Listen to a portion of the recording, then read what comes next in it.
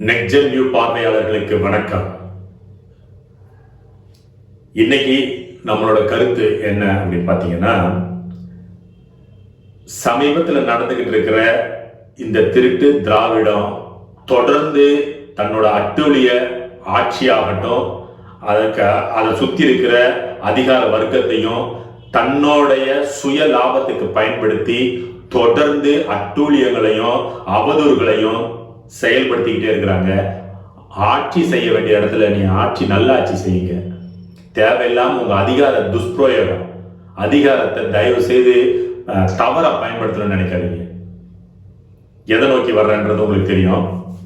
கடந்த ஒரு மாத காலமாவே எடுத்துக்கலாமே, இந்த பெரியார்னு ஒருத்தர், ஒரு சிறியார், எதுக்குமே பிரயோஜனம் இல்லாத, எல்லாம் அவர் செய்யாத அட்டூழியம் எதுவுமே, எல்லாமே அட்டூழியம் தான், நல்லது ஒண்ணுமே இல்லை, அப்படி ஒரு பிம்பத்தை எடுத்து அவனை சிறியார்னு சொல்லி இன்னைக்கு நம்ம முன்னாடிலாம் நிறுத்தி நம்ம தமிழ் மக்களை இன்னைக்கு மாற்று மொழியாளர்கள்லாம் ஆட்சி செய்யறதுக்கு அவனை அடித்தளம் ஆக்கி இப்படியெல்லாம் ஒரு வடிவமைப்பு செஞ்சு வரலாறை மாற்றி திணிச்சு, அதாவது ஒரு விஷயம் நான் கேள்விப்பட்டேன், ஒரு படிக்கல இருந்தது. உலகத்துல இருக்கிற சிறந்த வார்த்தைகள், சிறந்த கவிதைகள், சிறந்த கருத்து கோட்பாடுகள், இதையெல்லாம் நீங்க ஒழுங்க படிக்கணும்னு நினைக்கிறீங்களா? ஒண்ணுமே இல்லைங்க. கண்ணை மூடிக்கிட்டு போய் அந்த பெரியார்னு சொல்ற அந்த சிறியார் புத்தகம் இருக்குல்ல, அதை வாங்கி படிங்க. என்னங்க அந்த அளவுக்கு உலகளாவிய கருத்தை எழுதிட்டாரா? இல்லைங்க, எழுதுனவன் கருத்தெல்லாம் தான் எழுதுனதை போட்டுக்கிட்டாரு. அதுதான் அவருடைய வேலை. உலகம் முழுக்க இருக்கிற மொத்த கருத்துக்களையும் சேகரிச்சு தான் பேர்ல மாற்றி போட்டுக்கொண்ட ஒரு பிக்காளி பையன் தான் பெரியார். அதான் உண்மை. அப்படி இருக்கிற ஒரு ஆளுக்கு இன்னைக்கு அவன் வரிஞ்சுக்க, அவங்க யாரும் அவருக்காக வரிஞ்சுக்கிட்டு வரலைங்க. அப்படி வந்திருந்தாங்கன்னா ஈரோடு தேர்தலில் அவங்கள ஆதரிச்சு நின்றவங்க இன்னைக்கு நல்ல ஓட்டு வாங்கியிருக்கிறோம். 200 ஓட்டு, 100 ஓட்டு, 10 ஓட்டு வாங்கினாங்க பிக்காளி பசங்க. அப்புறம் எங்க போச்சு உங்க மரியாதை, மதிப்பெல்லாம்? அங்க பேச வேண்டியதுன்னு, ஏன்டா ஓட்டு போடல எனக்குன்னு. ஓட்டு போட மாட்டாங்கடா, உங்களை பத்தி நல்லாவே அவங்களுக்கு தெரியும். சரி, அதுக்காக நாங்க இந்த எதிர்வினை ஆற்றுறோம் அப்படின்ற பேர்ல, அதற்காகலாம் அவங்க எதிர்வினை ஆற்றலைன்றத நான் திருப்பி இங்க ஆணித்தரமா பதிவு பண்ண சொல்றேன்.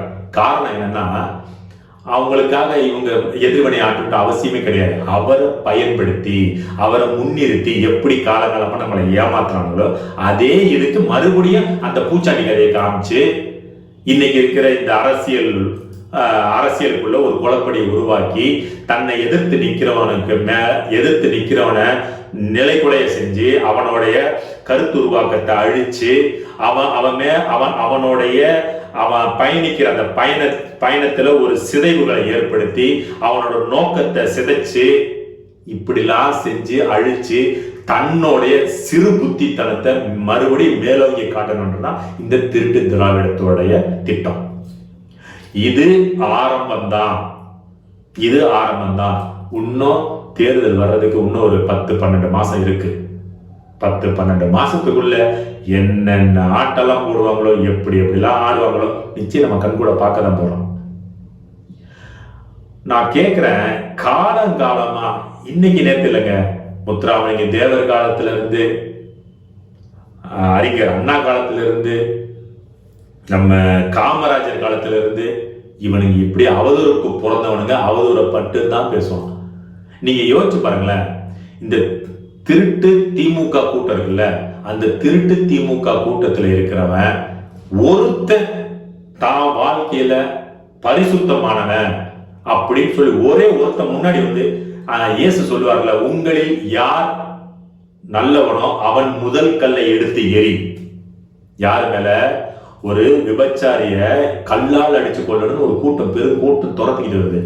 அப்ப இயேசு பிரான் நடுவில் என்னம்மா ஏன் துரத்துறீங்க அப்படின்னு கேட்குறாங்க. இல்லை, இவங்க விபச்சாரம் பண்றாங்க, இது எங்க சமுதாயத்தை அழிக்குது, அதனால இது சமுதாயத்துக்கு இவங்க கேடு, அதனால இவங்களை கல்லாலே அடிச்சு கொள்ளணும் அப்படின்னு சொல்லி எல்லாமே அவங்க இயேசு கிட்ட சொல்றாங்க.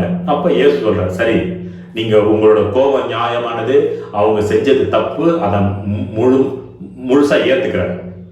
ஆனா இங்க கல் எறிகிறவங்க கல் எல்லாம் எடுத்து வந்திருக்கீங்களா, அடிக்கணும்னு கல் எடுத்து வந்தீங்கல்ல, உங்களை யார் பரிசுத்தமானவர், யார் தூய்மையானவன், எந்த தப்பு எதுவும் செய்யாதவன், நான் ரொம்ப நல்லவன் அப்படின்னு சொல்ற ஒருத்தன், இவன் முதல் கல்லை நீங்க அடிங்க அப்படின்னு சொன்னாங்க. அது கதையில அவங்க யாருமே எரியல, உண்மையில மனசால எல்லாம் உணர்ந்து திரும்பி போயிட்டதா சொல்றாங்க. ஏன்னா அது ஒரு கதை, ஒரு நல்ல எண்ணத்தை மக்கள் கிட்ட விதைக்கணுன்றதுக்காக உருவாக்குறாங்க, ஒரு விஷயத்த சொல்றாங்க. ஆனா இன்னைக்கு நீங்க திருட்டு திமுக கையில போயிட்டு உங்கள யாரு நல்லவனோ அவன் முதல் கல்லை எடுத்து எறினா எவன் மொல்ல மாதிரியோ அவன் தான் முதல்ல நம்ம மேல கள்ளத்துக்கு போடுவான். ஏன்னா அவன் தன்னை ஒத்துக்க மாட்டான். அந்த மாதிரி அவன் அப்பன்ல இருந்து ஆரம்பிச்சு அப்பன் புள்ளன் பேரன் பேத்தி வர்றது போறது இன்னுமே வரப்போறது மொத்தமே சாக்கடை தான். இவங்க மேல யாரு மேல குத்தம் இல்லை சொல்ல பார்ப்போம். மொத்த பேரும் குற்றத்தின் கூடாரமே அவங்கதான். என்னென்ன உலகத்துல கீழ்த்தரமான விஷயம் இருக்கோ மொத்தத்தையும் செஞ்சவங்க தான், செய்யறவங்க தான், செஞ்சவங்க இல்லை செய்யறவங்க. அப்படி இருக்கிறவங்க அதை பத்தி நான் என்னைக்குமே பதிவு பண்ணக்கூடாதுன்றதுனால நான் கடந்து தான் போறேன். இப்போ நான் அதை பத்தி பேச போறது இல்லை. அந்த மாதிரி இந்த திமுக கூட்டம் தனக்கு எதிராக உனக்கு எதிராக கருத்துக்களை முன்வைக்கிறவனை எதிர்த்து கருத்தால உன்னால தோக்கடிக்க முடியாது. உன்னால தெரிஞ்சுதான் நீ இந்த விஷயத்தை செய்யறன்னு எங்களுக்கு நல்லா தெரியும். உன்னால கருத்தால எதிர்கொள்ள முடியாது. என்கிட்ட உங்ககிட்ட கோட்பாடு இல்லை, கருத்து இல்லை, அதனால நீ அதை எதிர்கொள்ள மாட்ட, எதிர்கொள்ள தெரியாது. உனக்கு தெரிஞ்சது இந்த இனத்தையும் தமிழ் இனத்தை அழிச்சு அதுல உன் குடும்பம் நல்லா வாழணுன்றது மட்டும்தான் உன் நோக்கம். இதுல நடுவுல ஏதோ உன் இனத்தை சேர்ந்தவனே சில பேரை மேல தூக்கி விட்டுருக்கு. ஆனா ஒரு இனத்தை, தமிழ் இனத்தை நீ ஏற்கனவே தமிழ் ஈழத்துல அழிக்கிறதுக்கு கூட நிற்கும் போதே நீ யாருன்றது இந்த தமிழ் இனத்துக்கு தெரிஞ்சு போச்சு. இன்னும் கொஞ்சம் நெஞ்சம் இருக்கிறதையும் உடச்சு நொறுக்கிறதுக்கு தான் இன்னைக்கு சீமான் களத்துல நிக்கிறாரு. அதை நிறுத்திடுவாரு. இன்னும் அதுக்கான வேலைகள் எல்லாம் ஆரம்பிச்சாச்சு. வர்ற 26 உங்க முகமே உங்களுக்கு தெரியாது. அழிக்கப்படும், இருக்கப்படும், நீக்கப்படும். இந்த தமிழ் இனம் தலை நிமிர்ந்து நிற்கும். இந்த மாற்று மொழி இனத்தை அதிகார வர்க்கத்தில் இருக்கிற மாற்று மொழியை தூக்கி கீழே போடுவோம், நிச்சயமா போடுவோம். தமிழன் அதிகாரத்துக்கு தான் வருவான். இந்த நிலை மாறும். மக்கள் சிந்திங்க தயவு செய்து. வெளுத்ததெல்லாம் பால் அப்படின்னு சொல்லி நம்ம நம்பினதெல்லாம் போதுங்க. வந்தாரை வாழ வைக்கும் தமிழகம் நல்லா சொல்லுவான். ஏன்னா நம்ம இழிச்சவன் இல்லை, அதனால நம்மளுக்கு நல்லா தூக்கி தலை மேல வைப்பானுங்க. ஏன்னா நமக்கு அப்பதானே வைக்க முடியும். வச்சுட்டாங்க. இன்னைக்கு வரைக்கும் அதை எடுக்க முடியாம கஷ்டப்பட்டு இருக்கிறோம். நீங்க கொஞ்சம் புரிஞ்சுக்கங்க.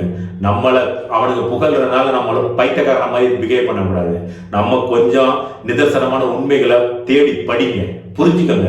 இவ்வளவு நாளா நம்ம வரலாறையே மறைச்சு இதுதான் வரலாறு நம்ம மண்டையில திணிச்சிருக்கிறானுங்க. இதுல இருந்து நம்ம திரும்பி வெளியே வரணும். இதுதான் உண்மை, இது பொய், இவனுக்கு பொய்ன்றத புரிஞ்சுக்கங்க. இன்னும் நீங்க புரிஞ்சுக்காம போனா நம்ம சந்ததிகள் நாளைக்கு பிச்சை எடுத்து தெருவில் நிக்குங்க. இன்னைக்கு இருக்கிற அரசு, இந்த திமுக அரசு இருக்கிற, ஏன் தமிழன் ஒருத்தன் கூட அமைச்சராக தகுதி இல்லையா சொல்லுங்க? மொத்த பேரு தெலுங்குக்காரன் தான். எப்படி வந்தான்? நான் தெலுங்குக்காரனுக்கு அகைன்ஸ்டா பேசல. தமிழ்நாட்டுல தமிழனுக்கு அதிகாரம் இல்லாத மாற்று மொழிக்காரனுக்கு மட்டும் எப்படி அதிகாரம் வருது? இன்னைக்கு தமிழ் ஆராய்ச்சி மையத்துக்கு அதிகாரி யார் வர்றான்? தெலுங்கை தாய்மொழியா கொண்டவன் தமிழ் மொழி ஆராய்ச்சி கழகத்தோட தலைவரா. எப்படி? ஏன் தமிழ்ல படிச்சு எவனுமே தமிழ் மொழியில பிறந்து வளர்ந்து தமிழ்ல பல படிப்புகளை படிச்சு பட்டங்களை பெற்ற எத்தனையோ IAS ஆபீசர்ஸ் இருக்கிறான். ஏன் அவன்லாம் உங்க கண்ணுக்கு தெரியாதா? தமிழ் மொழியை பத்தி பேசுனா தமிழ்ல முடிச்சவன் தானே வரணும். மாற்று மொழிக்காரன் எப்படி தலைவன் ஆக முடியும்? முதலமைச்சர் மாற்று மொழிக்காரன், மற்ற அமைச்சர்களும் மாற்று மொழிக்காரன். இன்னைக்கு தமிழ்நாட்டுல இந்து சமநிலைத்துறைன்னு சொல்லிட்டு மொத்த கோயிலையும் ஒரு தெலுங்கார பார்த்துட்டு இருக்கிறான். தமிழர் பண்பாட்டு கோயில அவன் எப்படி நம்ம தமிழர் பண்பாடை பாதுகாப்பான்? மக்கள் சிந்திக்க மாட்டீங்களா? காலத்துக்கு இந்த பணத்துக்கும் வேற மாதிரி வந்துருதுங்க. பணத்துக்காக என்னங்க வாழ்க்கை அடமானம் வைக்கிறீங்க, தன்மானத்தை அடமானம் வைக்கிறீங்க, உங்க பிள்ளைகள் அடமானம் வைக்கிறீங்க. ஒரு வீட்டுல இன்னைக்கு ஒரு பெண் குழந்தை நிம்மதியா இருக்க முடியுதா? வீட்டுக்கு வீடு குடிகாரா 3 வயசு குழந்தைய கற்பழிச்சுட்டான், 5 வயசு குழந்தைய கற்பழிச்சுட்டான், பிறந்த குழந்தை. எப்படிங்க ஒரு பள்ளிக்கு குழந்தைகளை பெண் குழந்தை அனுப்ப முடியலங்க? தினம் தினம் தினம் தினம் தினம் செய்தி வந்த வேண்டும் தான் இருக்குது. அப்ப என்னதான் பண்ண போறோம்? இந்த ஆட்சி தொடர்ந்து நடத்தி இன்னைக்கு மொத்த பேர் குடியார இன அழிப்பு, தமிழ் இன அழிப்பு, மொத்த பேரை குடியாரனாக்கி வச்சிருக்கிறானுங்க. அப்ப இதுல இருந்தெல்லாம் மாறி வெளியே வரணும்னு நம்ம மக்களுக்கு மனசாட்சி உறுத்தலையா? உன் பிள்ளைக்காக தான் பேசுறோம். நீங்க யோசி, நாம் தமிழருக்கு ஓட்டு போடணும் நீங்க யாருமே கேட்கவே இல்லை. எது சரின்னு தேர்ந்தெடு. திருப்பி திருட்டு திமுகவை தேர்ந்தெடுக்காத. பார்த்தாச்சு அவங்க ஆட்சிய. அப்பனுவா, ஆத்தானுவா, அம்மானுவா. என்னைக்கு புரிஞ்சுக்க போறீங்க? ஒண்ணுதாங்க, நமக்கான அரசியலை நாம தேர்வு செய்யலன்னா நம்ம மேல ஒரு அரசியல் பாய்ச்சப்படும். கடைசியில் நீ கத்தனால கதறனால ஒண்ணு இல்லைங்க. ஈழத்தில் நடந்தது தமிழ்நாட்டில் நடக்கிறதுக்கு ரொம்ப தூரம் இல்லை. நன்றி, வணக்கம்.